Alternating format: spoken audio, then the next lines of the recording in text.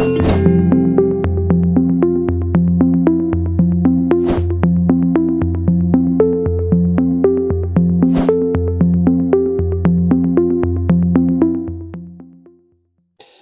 gracias. Antes que todo, agradecer la invitación a participar en esta Semana Internacional de la Empresa Familiar. Lo hago con gusto y con cariño. Una parte de mi corazón siempre está en Iberoamérica.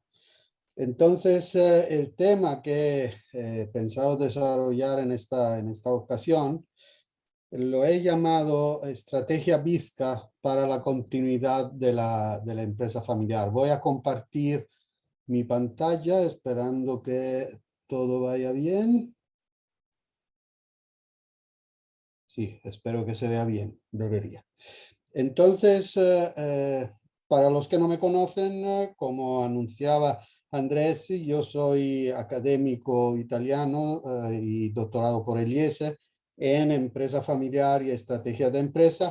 Y desde el año 1985 empecé a dedicarme al tema de la empresa familiar, estudiándolas, inicialmente en mi país, Italia, y después en un marco más amplio después del doctorado.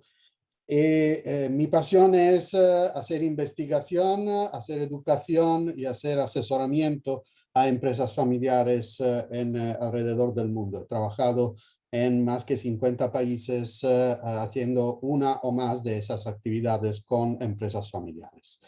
Entonces, el tema de la estrategia Vizca, ¿por qué? Venimos de un mundo en el cual nos habíamos acostumbrado de alguna forma a cambios relativamente previsibles, aún sí dirompentes, pero relativamente previsibles.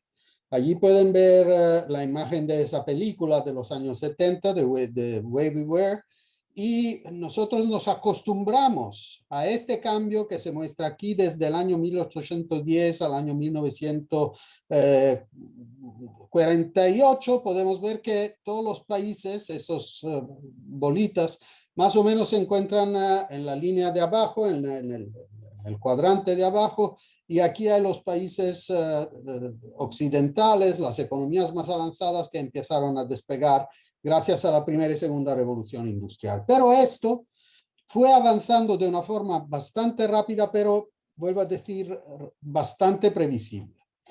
Ese mundo estaba caracterizado por estabilidad, seguridad, linealidad y relativas certezas. O sea, esto nos daba una cierta área de confort, una comfort zone, donde todos nos movíamos, y cuando yo era estudiante en mi universidad nos enseñaban principios de estrategia y el horizonte temporal de una estrategia era 25 años. Y claro, desarrollar una estrategia de negocio que tiene una perspectiva de 25 años te da mucha seguridad. Luego, ¿qué pasó? Vinieron los años 90 y llegamos a la dicha era VICA, o sea, la era de la volatilidad, de la incertidumbre, de la complejidad, de la ambigüedad.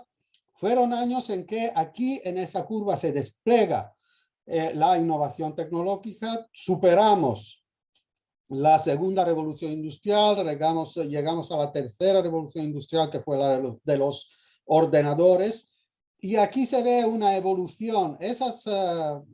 Esas láminas que se encuentran aquí abajo a la derecha están cogidas por un video de Hans Rosling, cuyo título es 200 países, 200 años cambiaron el mundo. ¿Qué es la historia? Es un análisis de cómo la segunda revolución industrial ha cambiado de verdad el mundo, y aquí acabamos en el año 2009, un siglo después de la primera lámina que le mostré, donde el mundo se encuentra con esta distribución de países. Entonces, aquí se encuentran parte de China, Shanghai está por aquí, Italia está por aquí más o menos, esos son países europeos y americanos, esos son países de Latinoamérica, y aquí en azul siguen los países africanos. Pero aquí vemos dos cosas importantes. Ha crecido la esperanza de vida, antes estaba por debajo de 40 y ahora en muchos países está alrededor de los 80, y ha crecido la renta media de ingresos individuales, que antes estaba por debajo de $4,000 anuales y ahora se encuentra en un promedio de poco menos que $40,000 anuales. Entonces, Perdóname, Salvo, perdona, me parece que no se está moviendo tu presentación o no sé si sigues en la misma. no, sigo en la misma. Estoy Ok, ok. explicando las dos láminas pequeñas que están aquí Es abajo que, que proceden de este vídeo. perdón. Entonces, esto nos acostumbró por cierta época a ese tema de volatilidad. Las cosas cambiaban a manos que nos movíamos acelerando el flujo de la innovación, había más volatilidad. Las crisis financieras, por ejemplo, se han acercado la una con la otra. Si nosotros miramos la frecuencia de crisis financieras, vemos que ha habido en el pasado, pero se medían en distancias de décadas. Y ahora en las últimas décadas hemos vivido repetidamente situaciones de crisis financieras. Hay mucha más incertidumbre porque la prevedibilidad de esos cambios, por la rapidez con que se siguen, es mucho menos previsible. Ha crecido enormemente la complejidad, las cantidades de interacciones que tenemos en el mundo actual es impresionante y ha crecido la ambigüedad del mundo en que nos encontramos. Tenemos muchas menos certidumbres de lo que teníamos antes. Y si lo pensamos, estas cuatro dimensiones nos han, nos han golpeado en todos los ámbitos de la vida que hemos vivido. Pero a eso aún nos habíamos acostumbrado. Luego llega la pandemia y esa ha revelado una vulnerabilidad intrínseca de la mayoría de organizaciones. Entre sus causas, la falta de preparación de las organizaciones, desde los gobiernos hasta las empresas, sobre las consecuencias de la hiperconectividad. Y ese tema de la hiperconectividad ha continuado a manifestarse después de la pandemia. Y piensen, reflejen ustedes en lo que ha pasado con el canal de Suez, cuando un barco se ha puesto de traverso en el canal y ha paralizado el tráfico entre Asia y Europa y el Atlántico por una semana, solo porque un barco se ha puesto mal dentro del canal.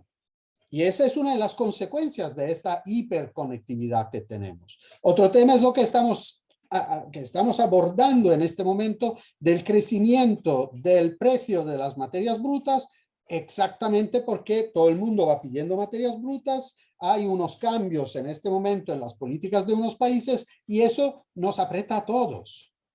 El segundo tema es una falta de apreciación del riesgo asociado a la concentración de la producción de determinados productos y componentes en unas pocas zonas geográficas del mundo.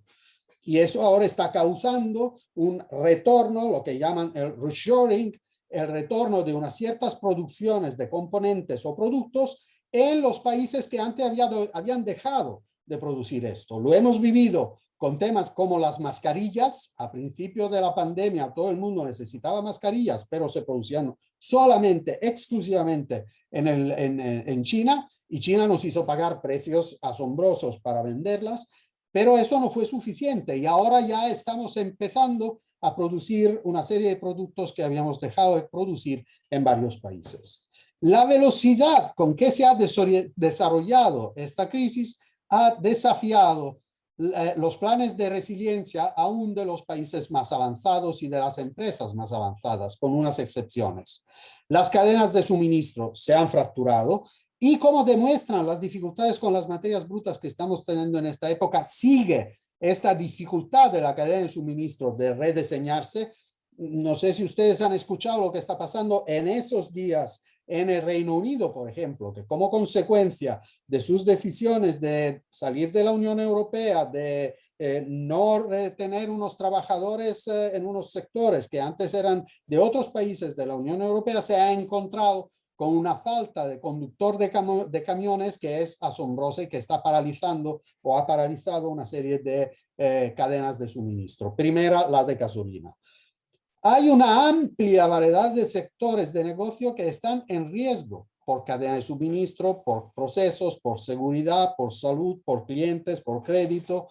En estos momentos, en varias economías, los estados están poniendo mucho dinero para salvar las empresas, pero eso se va a acabar en un momento o el otro. Y mucho de eso soporte que los países, que los gobiernos nacionales están dando a la economía, sobre todo pensamos en los países europeos, todo eso es endeudamiento de los países. Y ese endeudamiento tendrán que pagarlo las generaciones siguientes.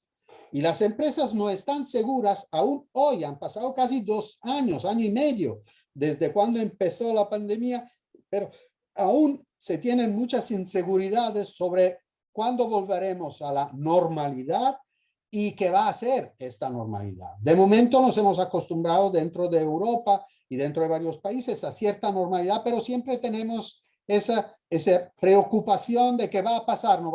Si sube otra vez la pandemia, los contagios, etcétera, nos van a encerrar otra vez, etcétera. Y pues claro, las empresas sólidas tienen grasas para abordar las dificultades. Empresas que se encuentran en situaciones un poco más críticas tienen más dificultades. Y todas las empresas tienen que enfrentar muchos retos que no se habían planteado antes.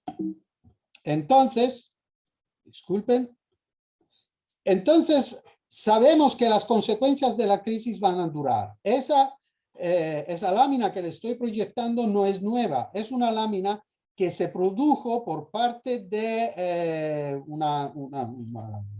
un instituto de investigación a principios del año 2020, en el mes de marzo. Y ellos ya preveyeron que hubiera habido una proyección de los eventos post-pandémicos que hubiera mantenido sus efectos hasta finales del año 2022. El IATA, la Asociación Internacional de Compañías de Navegación Aérea, tiene una proyección de que el tráfico de vuelos internacionales no va a volver a la normalidad antes de finales del año 2023. Hace 3 semanas yo estaba programado para ir a Estados Unidos viajando desde Europa y tenía todos los documentos arreglados con la universidad que me hospitaba para dar una conferencia. Tenía esta que me habían proporcionado en el mes de mayo y que tenía validez hasta el año 2023. Y el día en que mi avión salía hacia Estados Unidos desde Barcelona, me paran a la puerta del avión y me dicen, no, es que el ESTA ya no es suficiente para viajar a Estados Unidos, usted debiera tener la visa. Pero yo le digo, pero esto me lo dieron hasta el mes de mayo y aquí está 2023 y ninguno me avisó de que esto iba a caducar. Y luego me di cuenta, pero unas horas después, este diálogo vino a las 7 de la mañana y me di cuenta de que a las 3 de la noche el Ministerio de Inmigración de Estados Unidos me había avisado que había un cambio de estado en mi ESTA. Entonces, una vez más, tenemos precauciones, tenemos restricciones de viajes, tenemos limitaciones de grandes eventos. Yo tuve que remodelar todo lo que estaba previsto hacer en una semana en ese campus en persona en un formato digital. Gracias a Dios salió, pero eso es un gran cambio de actividad que se tiene que producir en muy pocas horas. Lo que está pasando a los líderes de las empresas es que están abrumados por desafíos a corto plazo. Los hemos vivido de una forma muy intensa en los primeros meses de la pandemia, pero eso sigue con grandes incertidumbres. Entonces son como la tripulación de ese crafting que está luchando en contra de la corriente que le manda donde ella quiere para intentar seguir su camino. No se atreven a hacer predicciones o a evaluar escenarios de riesgos futuros. Los expertos no saben de realidad cuándo vamos a salir de la crisis, cómo vamos a salir de la crisis, cómo nos cambiará la crisis. Lo que estamos realizando es que en lo bueno y en lo malo están cambiando muchísimas cosas que antes pensábamos que no se podían hacer. Piensen ustedes en esa conferencia. Antes pensábamos que una conferencia toda digital, etcétera, la gente se va a aburrir, va a ser difícil, necesitamos equipamientos de muy alto nivel, etcétera, y hoy en día todos estamos trabajando con medios que son, sí, relativamente profesionales, pero por cierto, no lo que hubiéramos imaginado antes de la pandemia. Entonces, seguimos teniendo necesidad de planificar en tiempos de alta incertidumbre. Yo creo firmemente que en las empresas familiares esa necesidad de planificar en tiempos de alta incertidumbre es, por un lado, una gran necesidad y por otro lado, algo en que las empresas familiares han sido capaces de vislumbrar, de relucir en su historia. El primer paso para planificar en tiempo de alta incertidumbre es elegir el puerto de destino. Como nos recordaba un antiguo señor de Roma que se llama Lucio Anneo Seneca, no hay viento favorable para el barco que no sabe a dónde va. Y saber a dónde va no es identificar el puerto de corto plazo para estar, ¿cómo decir?, protegidos de la burbuja que existe en este momento. No, es identificar a dónde queremos llegar como nuestro destino final. Y destino final, en el caso de una empresa familiar, me lo enseñó don Antonio Puig, el día que fue a entrevistarlo de estudiante del programa doctoral, y ese señor me admitieron en su despacho, y él me levantó la mano y mientras que estaba leyendo unos papeles, levantó la mano así, y esa postura, y su secretaria que me había acompañado me dijo que usted se pare aquí. Entonces yo paré al lado de la puerta, pasaron 3 minutos, pero a mí me parecieron como 3 horas esperando a este señor que estaba mirando papeles, no dándome ninguna cuenta, etcétera. Cuando terminó de mirar esos papeles, se levantó de su mesa, vino con una gran sonrisa y me dijo, le pido disculpas si le hice esperar, pero sabe usted, entre cuando mi secretaria anunció su llegada y cuando llegaron a tocar a la puerta, tocó ese teléfono y me mostró un teléfono rojo que tenía en su escritorio. Y el teléfono rojo era la comunicación directa con su casa. Y se tocó ese teléfono y cuando toque este teléfono sé que es mi esposa. Entonces contesté y me anunció que el miembro número 127, si no me acuerdo mal, de nuestra familia nació.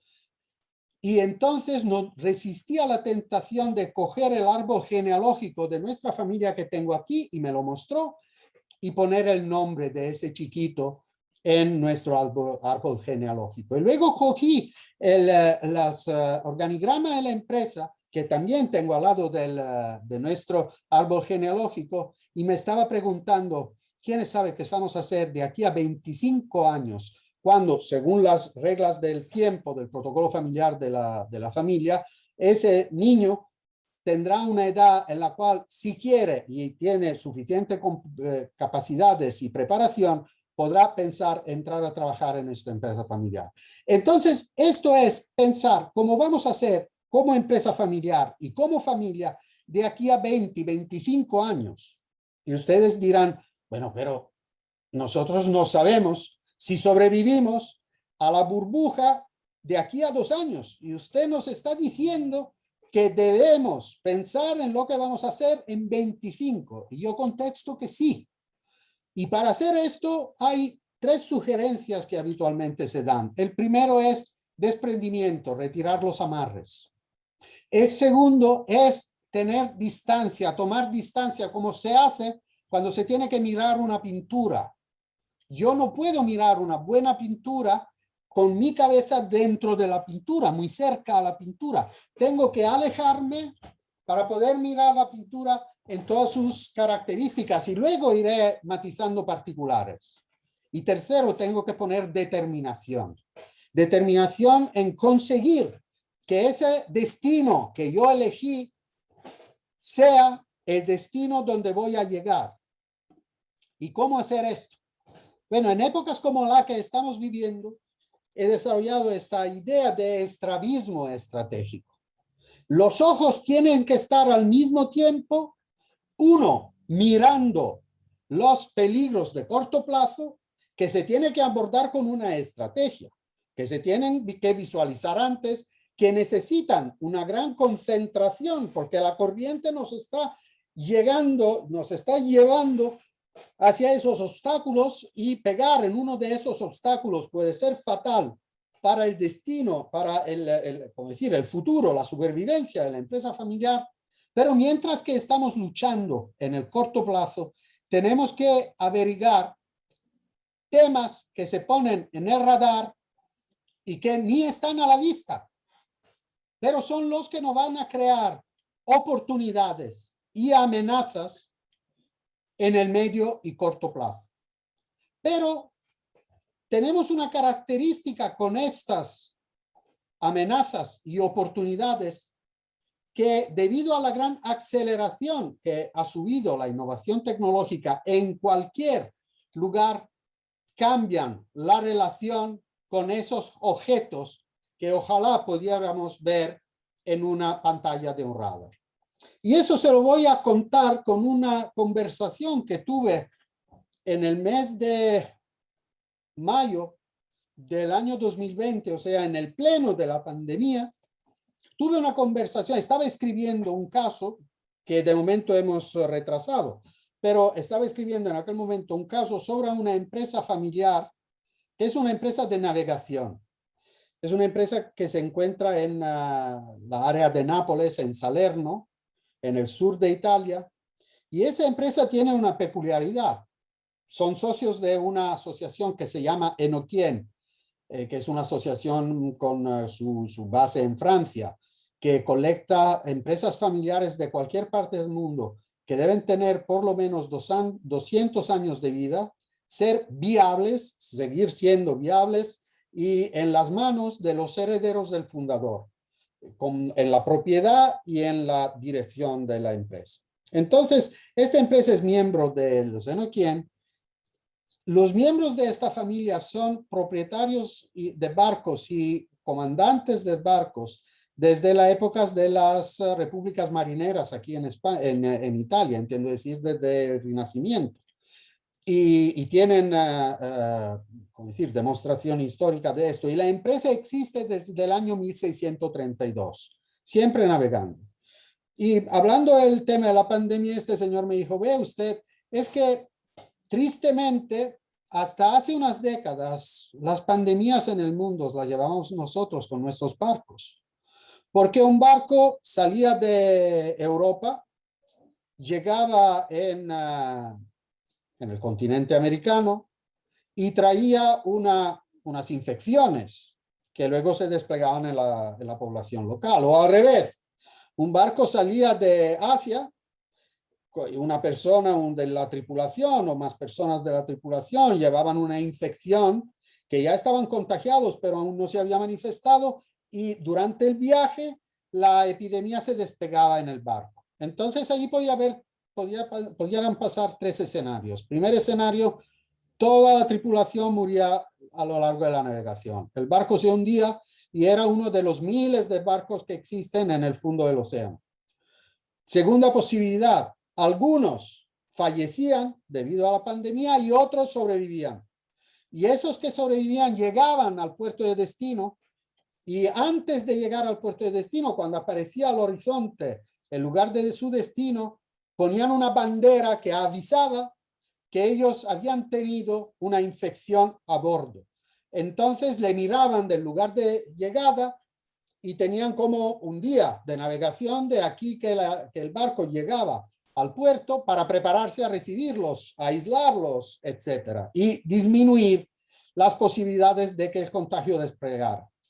La tercera posibilidad era que al llegar todos seguían infectos y le confinaban en una isla antes de llegar o en un lugar apartado de la ciudad antes de llegar hasta que no habían superado la crisis. Bueno, y él me comentaba, y eso ha pasado por 100 de años.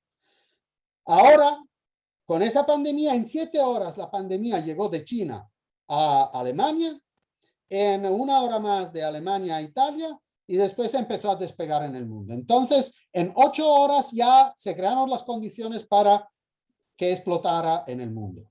Y nosotros no hemos tenido suficiente capacidad de visión, porque no estábamos preparados, y de reacción, porque cuando empezamos a reaccionar, y eso ha pasado en cualquier país, cuando se ha empezado a reaccionar, ya los efectos se habían manifestado de una forma masiva. En mi conocimiento, prácticamente no ha habido país en el mundo que no se haya enfrentado con un largo número de infectados, con un largo número de muertos, etc. Entonces, aquí a corto plazo hemos tenido y seguimos teniendo temas como el distanciamiento social, los sistemas informáticos que han sido, ¿cómo decir?, han recibido un gran reto en resistir a la presión, en resistir a los ataques, en resistir a todos los temas, la vulnerabilidad de la alta dirección. Yo he tenido noticias de varias empresas con que estoy en contacto donde la cúpula de la empresa ha sido infectada en un par de casos con efectos fatales y eso ha afectado el funcionamiento de la dirección y del gobierno de la empresa. El diseño de procesos, todos estamos hablando de rediseñar procesos, etcétera. La cadena de suministro, por lo que mencionábamos antes, los flujos de caja, que en muchos casos han sido afectados, la salud de los colaboradores, en algunos casos la salud de los clientes, etcétera. Y ahora imagínense ustedes, en el caso de una empresa familiar, pensar cómo todo esto va a impactar en el eje de la empresa, pero también en el eje de la familia y en el eje de la propiedad. Porque cada uno de esos eventos no solo tiene repercusiones dentro de la empresa, sino que también tiene repercusiones en el lado de la familia y en el lado de la propiedad. Por ejemplo, en la tesorería, en empresa, tesorería, procesos, relaciones con proveedores, medidas de seguridad, salud de los trabajadores, sistemas informáticos, proximidad a los clientes, escucha, creación de soluciones, todo esto son temas que son propios de la empresa. En la familia, la necesidad de proteger y apoyar a los miembros de la familia, sobre todo los más frágiles. Tener vivas las relaciones familiares, eso ha sido en un gran número de familias con que yo tengo relaciones laborales o relaciones de amistad, esto ha sido un gran problema, el tener vivas las relaciones familiares entre múltiples ramas familiares. Hacer planes de contingencia. ¿Qué hacemos si pasa esto? ¿Qué hacemos si pasa esto? Hoy en día en muchas familias puede haber miembros de la familia que viven en países distintos. Entonces, podremos reconectarnos como familia, podemos volver a encontrarnos cuando todos nosotros hemos pasado, yo tengo hijos trabajando en otros países, en países diferentes, y hubo momentos en que sabíamos que nos podíamos ver a través de Zoom, a través de WhatsApp, a través de lo que nos daba la gana, pero no podíamos visitarnos recíprocamente. Propiedad, proteger el patrimonio familiar, proteger la continuidad en el gobierno y la dirección de la empresa, hacer planes de contingencia también por la propiedad. Y a mí me ha pasado en 3 circunstancias durante esta pandemia que ha habido la necesidad de tomar decisiones fuertes con respecto a transferencias de propiedad dentro de la familia, por ejemplo, de una madre a sus hijos, para proteger el patrimonio familiar de la posibilidad no solo de un fallecimiento de esta señora, que se consideró posible por parte de ellos, sino que también por otros temas que pudieran afectar temas fiscales reflexionados con la sucesión en la empresa familiar. Entonces la necesidad, se desarrolló la idea de que se tenía que preparar para esto. Al mismo tiempo tenemos la necesidad, decíamos antes, de mirar cosas a largo plazo. Porque como decía el propietario de esta empresa, no tenemos tiempo para prepararnos. O construimos un radar que nos permite visualizar los misiles que están llegando o las oportunidades que están llegando o las amenazas que están llegando a tiempo antes que se manifiesten en el horizonte, o de aquí que ya lo vemos al horizonte, ya estamos hechos. Entonces, aquí se necesita identificar cuáles son las fuerzas impulsoras que están moviendo y que van a mover los varios aspectos de la vida social, económica, empresarial, financiera, a medio, corto y largo plazo. Y en eso sabemos que hay los trends que nos pueden ayudar. ¿Cuáles son las incertidumbres críticas con que tendremos que enfrentarnos? ¿Cómo podemos desarrollar escenarios plausibles? ¿Cómo podemos discutir implicaciones y caminos de esos escenarios? Y aquí no se trata de hacer alarmismo, no, se trata de decir, vamos a ver con varios escenarios qué pasaría si se produciera un evento como esto. Todos estamos esperando, y para los creyentes rezando, para que esa pandemia pase y nos deje menos efectos posibles. Pero hace días nos preguntábamos con unos alumnos de mi curso, pero esa pandemia, en el momento en que la tenemos bajo control,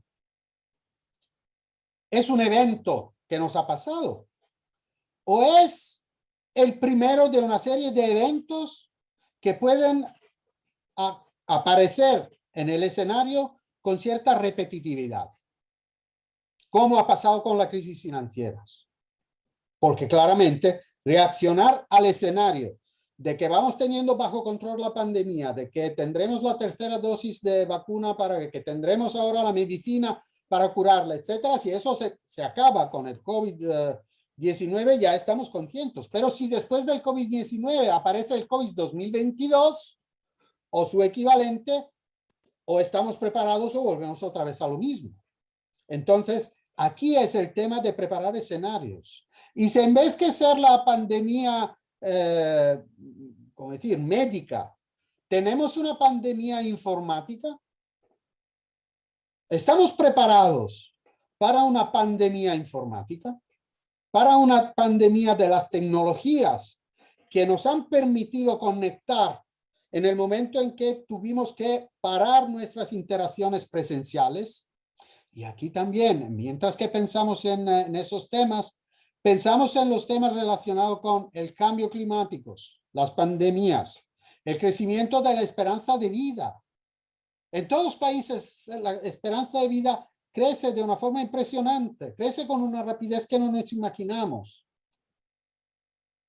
Y el crecimiento de la esperanza de vida es bueno para nosotros seres humanos, sí, pero conlleva una serie de necesidades de organizar la vida de una forma distinta.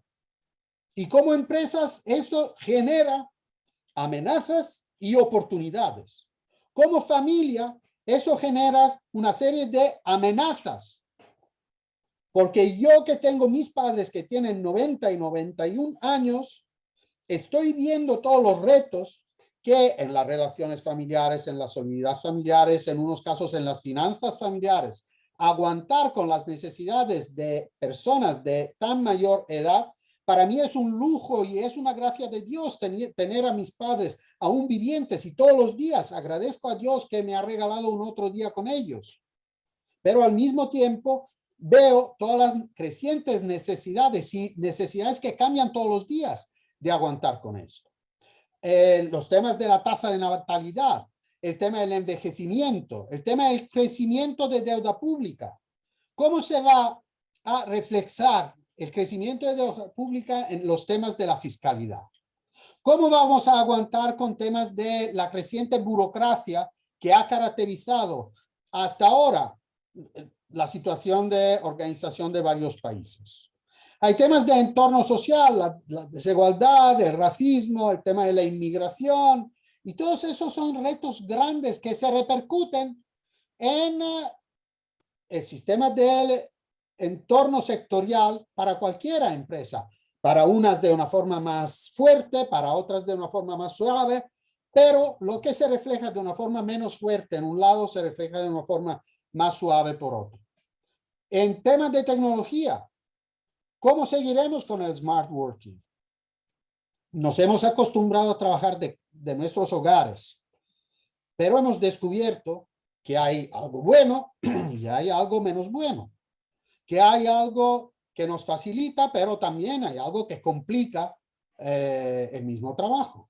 Eso depende mucho de la situación de los hogares de las personas. A mí me ha pasado que yo le pido a mi estudiante, cuando he dado clases digitales, le decía a mis estudiantes que por favor tengan la cámara encendida. Así que yo no tengo una pantalla negra con unos nombres escritos, sino que veo caras. Y veía que una estudiante siempre tenía su cámara apagada. Entonces un día le escribí en el chat y le dije, por favor, ¿se puede quedar usted un momento al final de la clase esperando que se suben todos porque quiero hablarle un momento. Entonces ella esperó y yo le dije, por favor, ¿por qué usted tiene la cámara siempre apagada? Y ella me dijo, porque no quiero mostrar mi casa a mis compañeros, porque yo no tengo una casa que me parece bien presentable. Y me mostró la situación por confianza, y esa mujer, bien siendo una estudiante de universidad, vivía en una casa donde solo había la habitación, donde toda la familia estaba trabajando al mismo tiempo. Entonces ella no quería mostrar ese caos, siempre tenía el micrófono apagado para evitar que el ruido de los demás pudiera molestar a nosotros, etc. Pensamos en todo el tema de la difusión a nivel comercial, que ya está a punto de iniciar, ya ha empezado por unas cosas, pero ya va a despegar, de robots de varios tipos. Estamos acostumbrados más o menos a los robots para limpieza del hogar, estamos acostumbrados más o menos a robots en cocina para preparar platos, etcétera, pero eso va creciendo de una forma exponencial en los próximos décadas. Inteligencia artificial, Internet de objetos, la realidad aumentada, la tecnología blockchain, la tecnología 5G. Todo esto va a tener repercusiones increíbles en cualquier entorno sectorial. Y pensamos a los temas políticos, los enfrentamientos entre China y Estados Unidos, entre Unión Europea y Brexit, entre Unión Europea y Estados Unidos. Todo esto constituye un entorno y una comunidad nacional e internacional que va a ser muy, muy complejo. Y siempre en temas de entorno social pensamos en los cambios en las relaciones familiares. Pensamos en la necesidad que tienen las empresas familiares multigeneracionales de coordinar algo como la empresa, y eso lo fuimos discutiendo hace una época con Margaret Abbott, que creo que está allí y que hablará en uno de los próximos webinars. Decimos, es que el reto de las empresas familiares es que debemos sincronizar algo que es jerárquico como la empresa y algo que es no jerárquico, es una red, es un network, llamámoslos como queremos, que es la familia. Porque la familia ya no es un sistema jerárquico. Posiblemente es un sistema jerárquico, la familia nuclear, hasta cuando hoy en día los niños aún no se han acercado a su adolescencia. Pero ya cuando los hijos son adolescentes, se resisten a recibir órdenes de sus padres. Imagínense ustedes recibiendo órdenes o indicaciones sobre la educación de sus hijos por parte de miembros de la familia que ya viven en su hogar, con su pareja, etc. Olvídenlo. Entonces, ¿cómo hacemos a sincronizar esto? Y hay que preguntarse, ¿cómo será este sector en 20, 25 años? Porque posiblemente decir cómo va a ser este sector en 5 años puede ser más complicado que identificar a largo diseño cómo va a ser este sector en 25 años, cuando ya muchos de estos temas posiblemente se han ido evolucionando. Por cierto, no podemos hacer una previsión puntual, pero podemos trabajar por escenarios. ¿Qué lugar queremos que tenga nuestra empresa en su entorno sectorial? Muchas de las empresas que están en la asociación Les Enoquien, a lo largo de los 100 años donde han desarrollado su vida, han cambiado entorno sectorial. Siguen viviendo, pero se dedican a productos distintos o sirven mercados distintos o han cambiado de tecnología varias veces, etc. ¿Qué tan preparados estamos para hacer esos cambios? Para vivir esos cambios, en unos casos incluso para generar y liderar esos cambios. ¿Cuáles son las tendencias más importantes en nuestro sector en temas de tecnología, mercado, suministros? ¿Cuáles son las principales innovaciones? Las que están a la vista, no solo las que ya se han generado, más las que procediendo de otros sectores vendrán a tener influencia en el sector donde estamos. ¿Cómo impactarán en la cadena del valor en el sector en que se encuentra nuestra empresa? ¿Qué tan preparados estamos para aprovechar las oportunidades en términos de marketing, de organización, de finanzas, de habilidades de gestión, de competencias? ¿Y cuántos expuestos estamos a su impulso? Entonces, ¿cuántas y cuáles de estas cosas para nosotros son oportunidades y cuántas y cuáles de estas cosas son amenazas? Para tener tiempo, para aprovechar de las unas y defendernos de la otra. Y en términos de familia, ¿cómo será nuestra familia en 20 y 25 años? Por cierto, no sabremos hoy en día exactamente cuántos miembros de la familia estarán. Pero según las tasas de nacimiento del país donde vive nuestra familia, podemos ya proyectar. Nuestros hijos van a tener 2 hijos, 3 hijos, 5 hijos. ¿Cuántos? Previsiblemente. Y por cierto, en unos países ya sabemos, en Italia ya yo digo, bueno, nuestros hijos, ¿cuántos hijos van a tener por pareja? Entre 0 y 1. Entonces allí todo lo que decimos de crecimiento exponencial de la familia, olvídelo.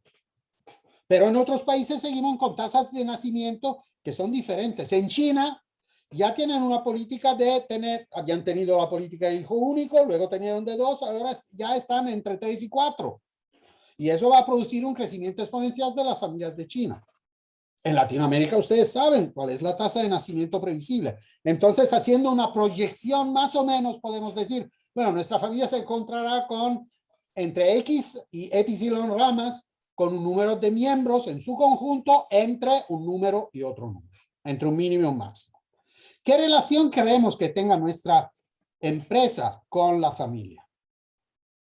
Porque establecer la relación que queremos, siguiendo un poco el marco que me enseñó mi maestro, queremos que seamos una empresa familiar de trabajo, una empresa familiar de dirección, una empresa familiar de gobierno, una empresa familiar de inversión, porque según el tipo de relación que queremos generar, deberemos que preparar de forma diferentes a los miembros de nuestra familia.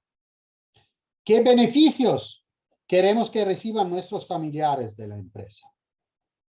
Porque si no le damos razones, beneficios para querer tener relación con la empresa familiar, los miembros de la generación siguiente no tendrán pasión para la empresa familiar.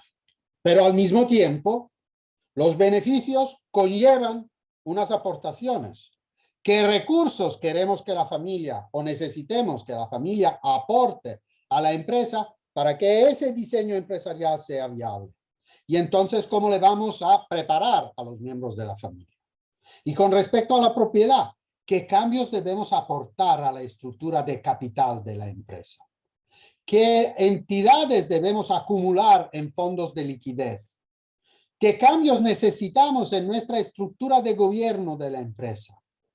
Escuchaba la presentación que hubo antes, donde se hablaba exactamente de esto, que poner en marcha estructuras de gobierno no es algo que se hace de la noche al día, es algo que se prepara. Es algo que se prepara poniendo un consejo asesor a principio, luego profesionalizando a algunos miembros de la familia, luego llegando a tener un conjunto de internos y externos con un consejo de administración, una junta directiva bien profesionalizada que ayude a la marcha de la empresa, sin tener confusión de roles entre el consejo de administración, los ejecutivos de la empresa, el consejo de familia, pero ese es un juego que se aprende, no es un juego en el que nacemos aprendidos. ¿Qué inversiones queremos hacer juntos? Y eso es otro tema importante. Como familia pensamos mantener un patrimonio que definimos como patrimonio familiar, en adición al patrimonio invertido directamente en el capital de la empresa, o pensamos que el dinero que sale de la empresa lo repartimos y cada uno se queda con su patrimonio. Esa es una decisión muy importante. Todo el tema de las family office se va por allá.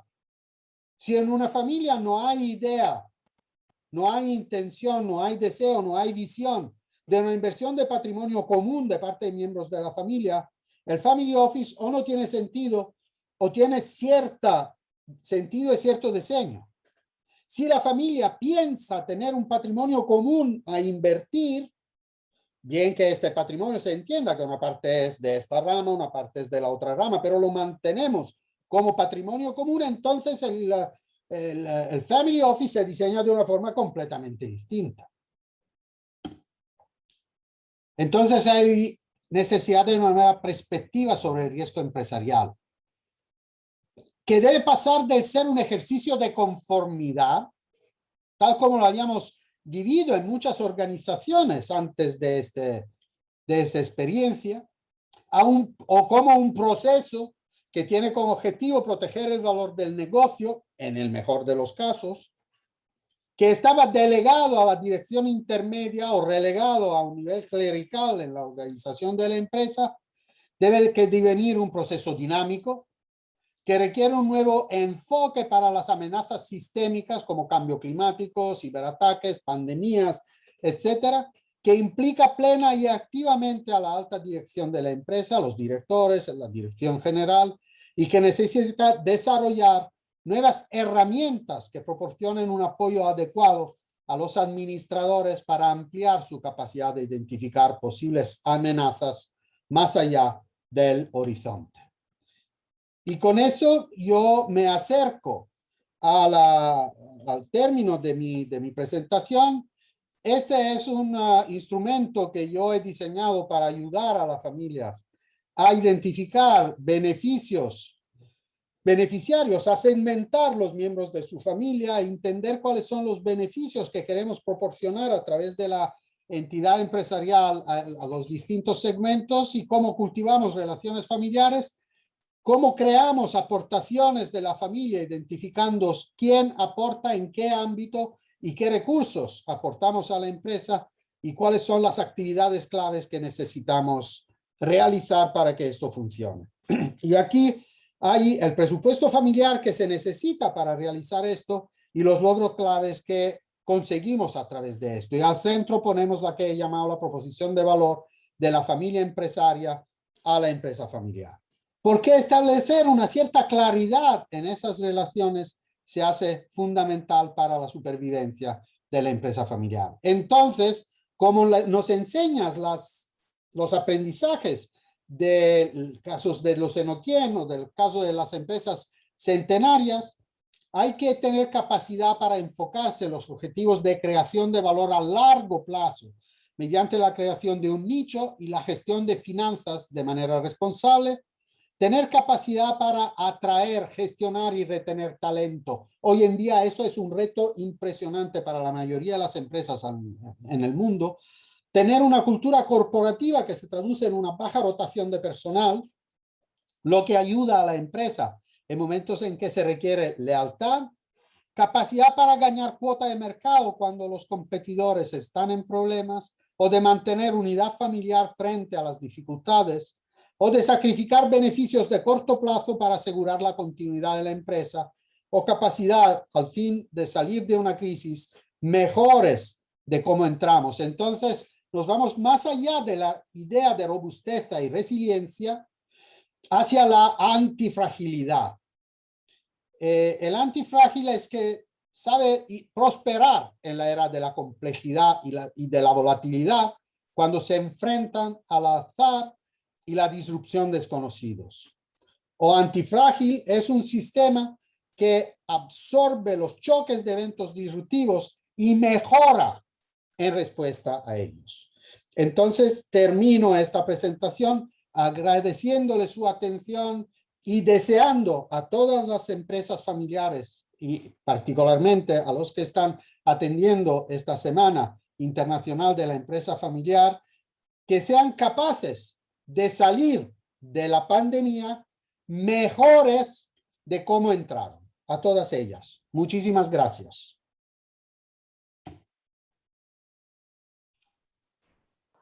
Muchas gracias, Salvatore. Muy buena tu presentación. Si quieres, dejas de compartir. Sí, por favor. Gracias. Sí. Muy bien, la verdad que muy interesante y ahora entramos en los minutos que nos quedan en una etapa de preguntas. Ahí Fernando está rescatando si alguien quiere hacer en el chat o en preguntas y respuestas. podemos ir viendo esas preguntas sobre todo lo que nos ha comentado hoy día Salvatore desde Italia. Tenemos muchas felicitaciones, Salvo, Gracias. a través de los canales para comunicarnos. Nos dicen muy motivadora la presentación. ¿Cómo se puede acceder a la aplicación del modelo Canvas para empresas familiares? Bueno, el modelo Canvas es un modelo que yo he diseñado para sesiones presenciales y que de momento estoy preparando para sesiones digitales y con múltiples familias. Mi intención cuando empecé a trabajarlo era de realizar eventos donde un cierto número de familias empresarias, cada una con su mesa, pudiera recibir unas instrucciones ligeras sobre cómo manejarlo y empezar a trabajarlo. Lo he trabajado en presencia y en distancia hoy en día con alrededor de 25 familias. Y es impresionante, yo mismo me sorprendí de la rapidez con que llevan a tener claridad con una serie de esas dimensiones. Y se puede hacer, ahora lo hemos empezado a hacer de formas, como decir, dinámicas, en el sentido de que hacemos una fotografía de la situación actual con respecto a qué beneficios estamos proporcionando a los miembros de la familia en este momento como familia empresaria a través de los beneficios generados por la empresa familiar y qué recursos los familiares están aportando al capital, a la empresa. Y allí, por ejemplo, en el momento me ha sorprendido la sorpresa, disculpen pero la sorpresa que mostraron unos ejecutivos de la empresa, ejecutivos familiares de la empresa, cuando se dieron cuenta de que los socios familiares que han recibido sus acciones como herederos no tienen menor dignidad de los socios de una empresa que han invertido directamente su dinero. Merecen el mismo respeto, que eso aparentemente es muy fácil de entender. El socio merece respeto. ¿Y cuál es el respeto que le pasamos al socio? En dos formas: dividendos y crecimiento de valor en la empresa, una combinación de esas dos cosas. Entonces, esa idea que muchas empresas familiares tienen, nosotros somos una buena empresa familiar porque nos repartimos dividendos, superando la segunda generación, ya no es viable en la relación entre la familia y la empresa. Hay que repartir dividendos porque esto va a motivar a los miembros de la familia. Al mismo tiempo, hay que hacerle entender a los miembros de la familia que esos dividendos no solo son de forma financiera, pueden ser de otras formas. Entonces, esto se hace con una conducción ligera de un moderador y con mucho brainstorming por parte de la familia.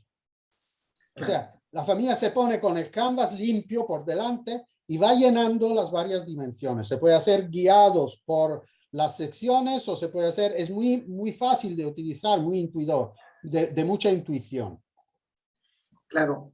Y recordarles que la plática del año pasado, tuya, Salvo, fue precisamente sobre el Canvas de empresas familiares. El quien lo quiera ver lo puede buscar en el canal de YouTube de Facebook. Claro.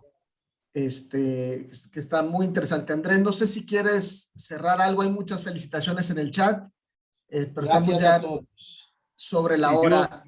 Andrés. Estamos bien en la hora. Yo primero agradecer, Salvatore, tu participación, la preparación de tu presentación, que está estupenda y muy clara. Bueno, Salvador, como todos deben saber, y si lo googlean, no solamente profesor, es doctor, tiene varios libros, ha participado, académico, asesor. La verdad que tiene todas las que nosotros necesitamos para hacer de FEI una gran institución. Agradecemos que hayas podido estar con nosotros.